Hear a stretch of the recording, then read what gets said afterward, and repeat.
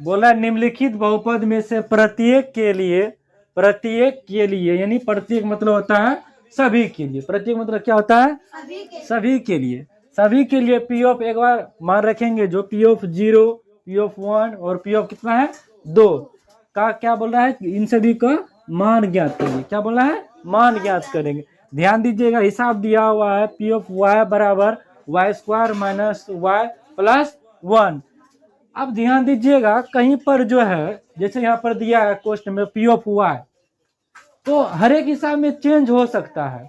मान लीजिए हिसाब रहेगा यहाँ 2x² माइनस 2, ऐसे मान लीजिए अगर यहाँ x रहेगा तो यहाँ पर भी पी ऑफ x रहेगा। अगर यहाँ पर हिसाब में y है तो यहाँ भी क्या रहेगा, पी ऑफ y रहेगा।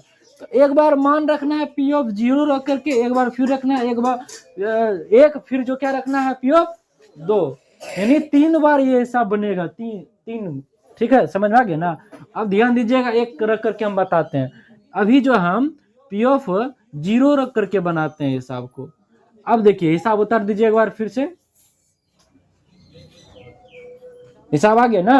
अब ध्यान दीजिएगा, आप लोग समझिएगा।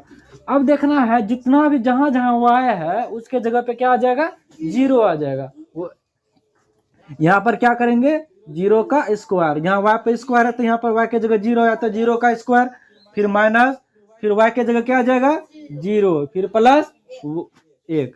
अब देखिए 0 का स्क्वायर करिएगा तो क्या आएगा 0, फिर माइनस है माइनस, फिर 0 प्लस 1। अब ध्यान दीजिएगा, अगर संख्या सेम रहता है, प्लस माइनस का अंतर रहता है, तो हम क्या करते हैं उसको कटा देते हैं। समझ में आ गया ना। तो यहाँ कितना बच गया, एक का एक पहला का मान पी ऑफ 0 रखे तो क्या आ गया मेरा, एक आंसर आ गया।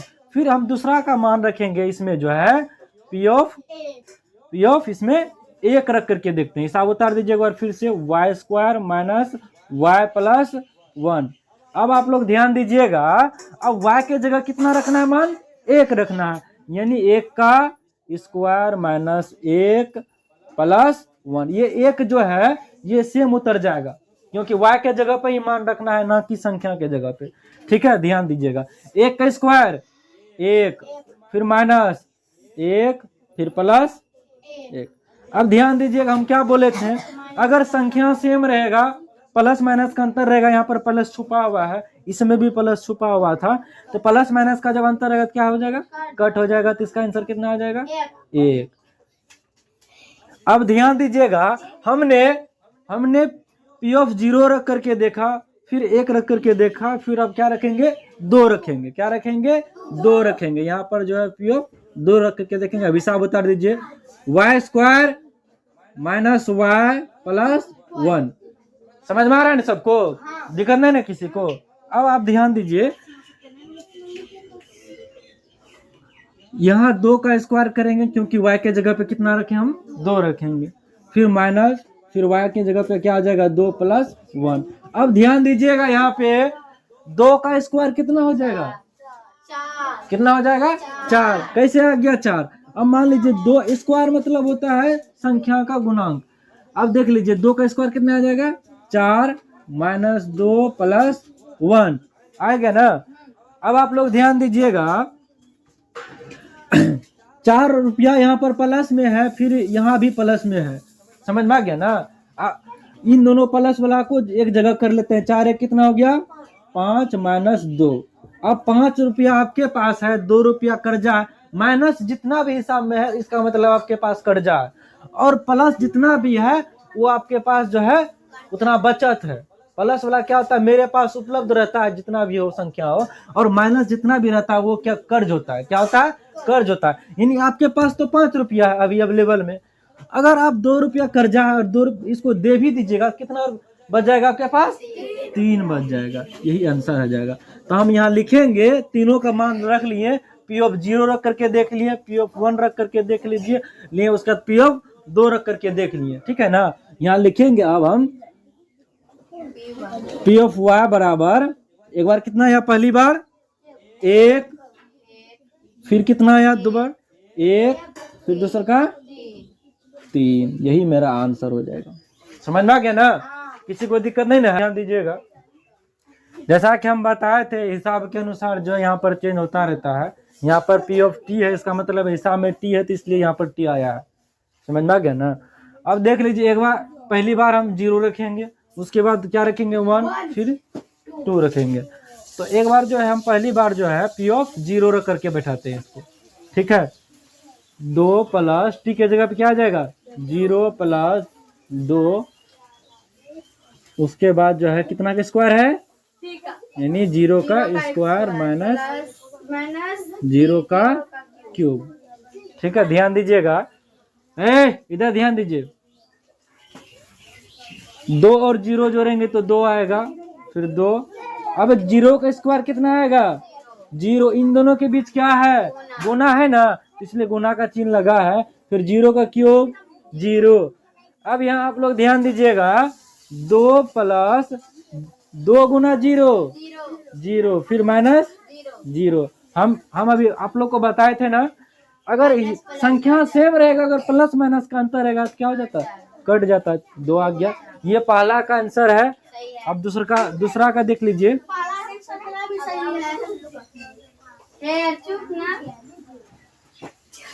अब देख लीजिए दूसरा का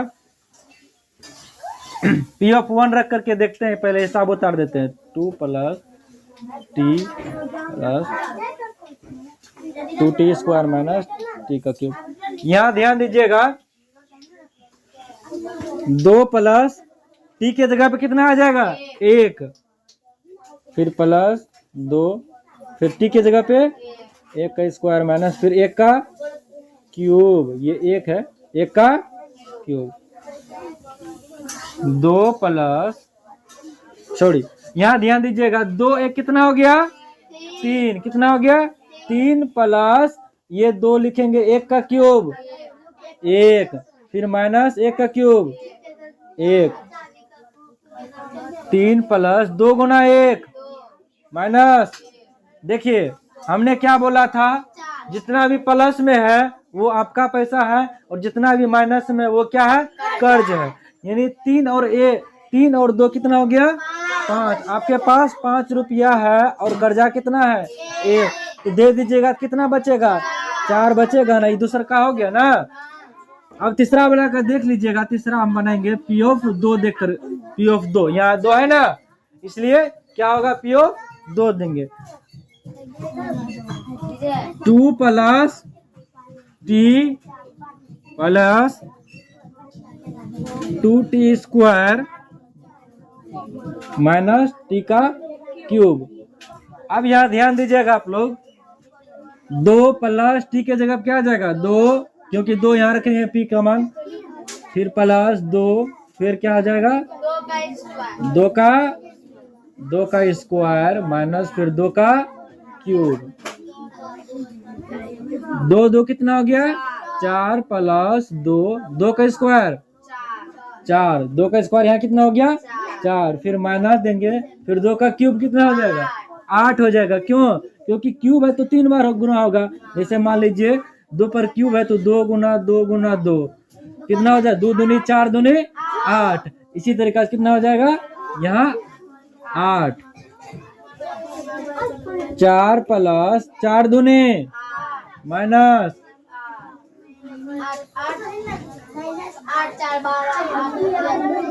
देखिए हम क्या बोले थे, अगर संख्या सेम रहेगा प्लस माइनस का अंतर रहेगा क्या करना है कटा देना है। कितना बच गया 4। यहाँ लिखेंगे पी ऑफ टी बराबर कितना आया था 2 4 4, यही आंसर है।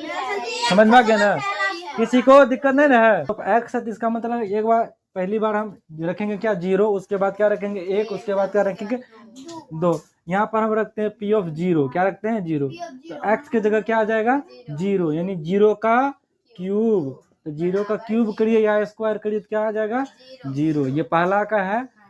अब देख लीजिए, अब हम जो है पी ऑफ 1 रख करके देखते हैं। हिसाब क्या है एक्स क्यूब, यानी 1 का क्यूब कितना आ जाएगा 1।